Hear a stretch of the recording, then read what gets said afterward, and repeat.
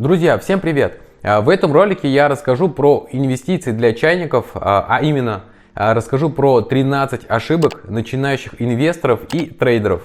Также, досмотрев ролик до конца, вы узнаете про мои ошибки, которые я допустил в течение 10 лет инвестирования. Вы на канале Финансовая грамотность, я начинаю. Итак, ошибка первая – это завышенные ожидания.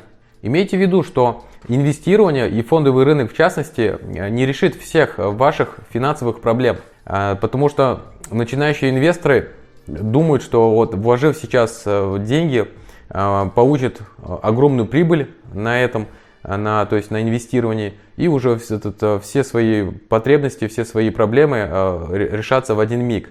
Особенно это касается новичков, которые слушают всяких инвестиционных консультантов, которые обещают прям горы денег, то есть высокие доходы. Но все мы с вами знаем, что это далеко не так, потому что расплодилось большое количество телеграм-каналов, которые предлагают купить различные подписки, куда-то там задонатить, куда-то что-то заплатить и так далее. Поэтому относитесь с настороженностью ко всяким таким вот подпискам, имейте трезвый взгляд, трезвую голову на этот счет. Также могу вспомнить, в свое время я тоже так думал, что вот сейчас вот фондовый рынок, акции, посмотрев рекламу, со всех сторон все гудело, просто вещалось, что это и есть решение всех проблем. Вот. И, соответственно, у меня была нужда купить жилье. Я подумал, почему бы недостающую сумму, там было в районе 300 тысяч рублей, почему бы не заработать, раз это так легко, вот эту сумму как раз на фондовом рынке. И, соответственно, сумму, отложенную на жилье, я вложил в акции. Ну, соответственно, итог известен. У новичка, я думаю, как правило, итог этот одинаков. Поэтому не верьте никаким рекламам, просто понизьте свои ожидания, будьте реалистами и так далее. Итак, ошибка вторая – это слабая диверсификация. Диверсификация инвестирования – это своеобразное распределение финансовых активов в своем инвестиционном портфеле. Например, вы можете купить в свой инвестиционный портфель, например, акции, облигации, какие-то другие финансовые инструменты с целью понизить риски. В идеале нужно распределять свои инвестиционные деньги между разными типами активов. Например, это могут быть наличные деньги, затем это могут быть облигации какие-либо. Купить можно акции в свой инвестиционный портфель, недвижимость и так далее. То есть по максимуму выбрать разные сферы и туда уже вкладывать деньги. Так вы будете чувствовать себя безопаснее и не потеряете все свои деньги, если, например, какой-то один из этих активов сильно упадет. То есть ваш инвестиционный портфель не просядет так сильно, как если бы вы были, например, в одном виде или типе активов. И проблема в том, что большинство начинающих инвесторов, трейдеров не диверсифицируют свои вложения. И услышав, например, какую-то новость или другую информацию, они принимают решение вложиться в какой-либо актив, о котором идет речь. Согласитесь, было бы глупо, например, купить на все свои деньги какую-либо акцию из второго эшелона. Да и, наверное, из первого эшелона также в акцию вкладывать все свои деньги тоже будет неправильно. Да что и скрывать, я, например, и сейчас, вот у меня так получилось, что я сейчас вложил 85% своего инвестиционного портфеля в акции ВТБ и Сбербанка. Согласитесь, неправильное распределение, недостаточное количество. Такое бывает, но это, конечно же, большая ошибка, но эти риски я для себя предусмотрел, учитываю и, соответственно, считаю это, конечно же, ошибкой. Так, ошибка третья – это покупать растущие акции и продавать падающие. Смотрите, здесь многие новички после какого-то длительного роста видят, что акции растут, да, и, соответственно, в надежде на дальнейший рост этих акций покупают. То есть уже когда не нужно покупать, уже когда весь потенциал роста исчерпан, новички покупают и, соответственно, удивляются, когда акция перестает расти, а скорее даже еще и падать. И тогда уже начинаются убытки. Вот. Такие вот стратегии обычно подводят инвесторов и, соответственно, портфель в таких случаях сильно проседает. Поэтому в таком случае нужно обязательно проводить свое собственное исследование того или иного актива перед покупкой или продажей. В первую очередь, конечно же, вы должны верить цифрам, то есть опираться на какую-то статистику, на какие-то отчеты, мультипликаторы или, например, какой-то холодный математический расчет. Там посмотреть коэффициенты P на E, доходность, убытки компании и так далее. Ошибка четвертая – это когда фокус внимания новичка идет на короткий период времени. Вы должны понимать, да, что рынок бывает сильно растет и бывает сильно падает. Ну, соответственно, сами видите по историческим графикам. И, соответственно, за один день рынок может очень сильно либо просесть, либо вырасти на определенное количество пунктов. И это может давать начинающему инвестору, так сказать, начинающему трейдеру достаточно стресса и нервозности. Например, если у вас в портфеле имеется сумма 1 000 000 рублей, да, либо, например, сумма 100 000 рублей, давайте операция от 1 000 000 рублей, и, например, в этом случае вы вложили в акции и фондовый рынок упал на 5%, то считайте, как бы за один день вы потеряли 50 000 рублей. У начинающего трейдера либо инвестора, да, от такой суммы, от 50 000 рублей в день, согласитесь, эта сумма достаточно большая, чтобы потерять ее за один день, начинается просто стресс, паника и так далее.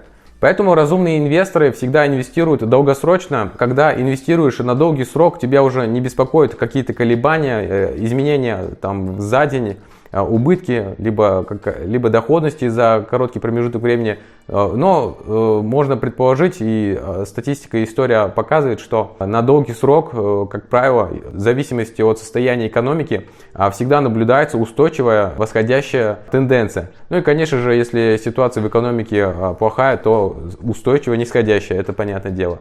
И здесь уже, если вы будете постоянно нервничать, поддаваться, да, вот этой панике, если рынок, например, падает, например, за день там, упал на 2-3%, вы взяли, продали, зафиксировали убыток, например, начало расти, вы начинаете откупать, как только купили, рынок опять начинает падать. И вот на вот этой всей беспорядочности, на всей этой панике можно терять достаточную сумму денег. Уже этот этап был мною пройден. И также хочу отметить, что когда сумма маленькая, ты не смотришь, да, на тот убыток, когда рынок идет не в твою сторону. Но как только сумма увеличивается, как только решаешь вложить значительную сумму, ты уже начинаешь вести себя на рынке, не обязательно на фондовом, вообще просто на рынке, где имеются графики, где имеются такие понятия, да, как эмоции и так далее, уже совсем по-другому себя ведешь. По себе могу сказать, что в определенный период времени я инвестировал 100 000 рублей, и когда акции упали за день на 12%, я увидел убыток в 12 000 рублей. Это было просто для меня каким-то шоком, и сразу отсюда лезут мысли, для чего вообще нужно было инвестировать, где тут заработок, почему вообще получился убыток, если должен быть доход и должен быть заработок. Поэтому эти моменты также обязательно учитывайте. Итак, ошибка пятая – это расходы на комиссии брокеров. Мы с вами должны понимать, да, что при любой сделке, при любых операциях на фондовом рынке имеется брокер, который является посредником между биржей, да, и между вами. Соответственно, за любую операцию на бирже брокер будет брать комиссию. Поэтому нужно понимать, какая сделка вам нужна, от какой лучше отказаться и так далее. Заранее, конечно же, рассчитать целесообразность той или иной сделки. В этом же случае также я еще рекомендую присмотреться к выбору тарифного плана у брокера. У них, как правило, предусмотрены такие варианты, когда, например, если человеку не требуется, трейдеру, клиенту, то есть брокера, не требуется большое количество сделок, у них, как правило, идет определенный тариф. Если же клиенту требуется большое количество сделок, да, совершать, например, скальпить, либо совершать большое количество сделок в день, то там уже, соответственно, идет более выгодный тарифный план. Поэтому для себя определите, что вам больше подходит. Я же хочу отметить, что в свое время пробовал скальпить, то есть совершать более 20 сделок в день, и понял, что данный тип торговли это не мое, и у меня не получается. Но я обращаю внимание, что скальпинг это не есть плохая стратегия, люди умудряются и у них получается зарабатывать и таким способом. Вот. Поэтому каждая стратегия торговли на фондовом рынке подходит определенному типу характера, да, человека. Посмотрите, удобно ли вам сидеть за компьютером, вылавливать какие-то тики, пункты и, соответственно, получается ли у вас зарабатывать. Если да, то я вас поздравляю, вы большой молодец, у меня не получается и я лучше совершу несколько осмысленных каких-либо сделок, попробую рассчитать доходность и, соответственно, вот таким вот образом совершать сделки.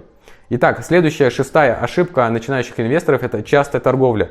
Это то, о чем я только что и говорил. Очень многие новички, как и я в свое время, очень часто реагируют на различные новости, на какую-то информацию, которую они слышат, и постоянно перераспределяют свои активы в своем портфеле. То есть то покупают, то продают. Услышали, например, что Сбербанк, либо Газпром, например, да, будет выплачивать дивиденды. О, покупаем на все деньги, все, бежим. Потом услышат, что, нет, оказывается, это было лишь предположительное решение, да, предварительное. То начинают продавать, потом опять откупать, круговорот, все теряет. Таким образом, совершается множество ложных сделок, и из-за большого количества уже не успеваешь понять, когда нужно покупать, когда продавать. Идет паника у новичка, и, соответственно, из-за такого трейдинга не остается времени проанализировать актив, который вы собираетесь, да, либо покупать, либо продавать. Поэтому здесь лучше иметь свой диверсифицированный план и придерживаться его всегда, не реагировать ни на какие новости, ни на какие-либо советы консультантов и так далее. Итак, следующая ошибка – это минимальное и максимальное количество риска. Вам следует здесь найти золотую середину и наряду с высокорисковыми и доходными ценными бумагами уже подбирать более консервативные и стабильные активы. То есть, например, я для себя решил, да, что я торгую только на первом, либо в крайнем случае втором эшелоне акций. Вообще предпочтительно отдаю, конечно же, компаниям, банкам ВТБ, Сбербанк и так далее. Хочу также отметить, что я в свое время слишком взял на себя большие риски, что и принесло мне больших убытков. Я инвестировал в свое время в акции аптек 36,6, значительную сумму для меня тогда. И на тот момент акции упали со 100 рублей до 40. И вторая моя крупная неудачная сделка, можно сказать, это была покупка акций РТМ. Это бывшая девелоперская компания в области торговой недвижимости, которая впоследствии обанкротилась и принесла мне убытков достаточно большое, а точнее более 60%. Но у меня на тот момент были идеи спекулятивно попытаться заработать на таких новостях, да, то есть вы сами знаете, что всегда информация, когда поступает, спекулянты выдают эту информацию по-разному. И некоторым, конечно же, удавалось на этом заработать. У меня, к сожалению, не получилось. И больше я в такие игры, так сказать, не играю. Поэтому будьте внимательны и посмотрите на риски, какие вам может принести та или иная сделка. Итак, следующая ошибка номер 8 – это нерегулярный пересмотр вложений. Например, если вы распределили деньги в несколько различных активов, то ряд из них, как правило, будут иметь лучшую доходность в этом году, чем, например, другие. Например, вы вложили в акции Сбербанка и, например, в акции какой-то нефтедобывающей компании, ну, например, Роснефть. И уже по факту на конец года вы можете увидеть, да, например, что акции Сбербанка, например, принесли больше, чем акции Роснефти. Вы в конце просто ребалансируете свой портфель инвестиционный, смотрите, какую бумагу можно продать, да, например, а в какую компанию, например, добавить. И таким образом вы соблюдаете пропорции изначально, которые вы планировали. А, например, у вас был план 50 на 50, то есть 50% одной компании, 50% другой компании. И таким образом вы соблюдаете пропорции своего инвестиционного портфеля. Поэтому регулярно нужно пересматривать свой инвестиционный портфель. Итак, 9-я ошибка – это погоня за доходностью. Если вы видите актив, похожий на ваш, но с лучшей отдачей, то есть тот, который дает большую доходность, то не всегда следует переходить к нему. То есть продавать этот актив и переходить к следующему, ну, покупать следующий. Потому что, во-первых, результаты, достигнутые незнакомой компанией в прошлом, не свидетельствуют о ее будущем успехе. И также, во-вторых, чем выше доходность, тем выше риск. Это тоже следует учитывать. Например, вы купили акцию Сбербанка, она подросла, вы видите, что следующая другая компания, например, ВТБ, она так не выросла, да, и вы, продав Сбербанк, покупаете ВТБ. Вы сами понимаете, что у ВТБ есть свои риски, она объявила о доп. Эмиссии, да, и это просто как пример. То есть, соответственно, не нужно думать, что вырастут и акции другого банка. Итак, ошибка 10-я – это отсутствие должной осмотрительности. Смотрите, если вы, например, увидели на каком-либо сайте, либо кто-то по телевизору сказал, что определенная инвестиция будет отлично работать, и у нее огромная доходность, то не надо сразу вкладывать туда деньги. Потому что очень часто комментарии в СМИ от инвестиционных советников, консультантов, так сказать, да, они имеют свои собственные причины, почему они советуют именно эту инвестицию. То есть у них есть своя заинтересованность, они получают от этого деньги, И, соответственно, нужно думать своей головой, вкладывать туда деньги или нет. Поэтому потратьте свое время на самостоятельное исследование новой инвестиции, которую вы хотите совершить. Или же просто лучше ничего не делать. Потому что никогда не следует следовать рекомендациям вслепую. Есть одно такое популярное выражение, что иногда бездействие лучше любого действия. Итак, следующая ошибка. Ошибка это 11-я, это эмоции. Это самый важный параметр вообще изначально в трейдинге, на фондовом рынке в частности. Потому что худшие инвестиционные решения и ошибки инвестирования основаны на эмоциях. И эти эмоции могут быть основаны на абсолютно разных причинах. Это может быть и страх за будущее, это может быть от гнева, от печали относительно каких-то отношений, от личной жизни, да, что-то у вас случилось, у вас плохое состояние эмоциональное, вы просто, например, продаете тогда, когда этого делать не нужно. Либо же наоборот, у вас хорошее настроение, вы решаете, что просто чисто тупо на эмоциональном каком-то порыве, что акция привлекательная и покупаете уже ее. Поэтому самое лучшее это иметь инвестиционный план, то есть план, который рассматривается с минимальными эмоциями и, соответственно, тот, который вы придерживаетесь на протяжении всех ваших эмоциональных максимумов и минимумов. У меня, кстати, так как я человек достаточно эмоциональный, встречаются эти ошибки, эти эмоциональные сделки. Например, Сбербанк решает выплатить дивиденды, сразу мысли продать все, пойти купить именно акции Сбербанка. Хотя, конечно же, нужно просчитать и понять, какой размер будет дивидендов, когда лучше покупать. Потому что очень часто бывает такое, что купил акции, а они там, через какое-то время просели, и покупать нужно было именно там, погодя 1 или 2 дня. Вот, поэтому не стоит торопиться, не стоит делать поспешных выводов, следуйте своим эмоциям, совершайте сделки, когда вы эмоционально выровнены, да, так сказать. То есть все ваши, в общем, сделки должны быть без эмоций, да, откинуть все свои думки, все свои мысли на этот счет, просто рассчитать и понять, нужно вам покупать тот или иной актив или же нет. Итак, следующая ошибка, ошибка 12-я, это отсутствие резервного капитала. Очень часто такое бывает, что вы купили какой-либо актив слишком дорого, этот актив падает, и вы хотите и понимаете, что самое время докупить. Но, как это обычно бывает, резервного капитала у очень многих новичков отсутствует. Например, падение, да, во время санкций фондового рынка России в 2022-2023 году.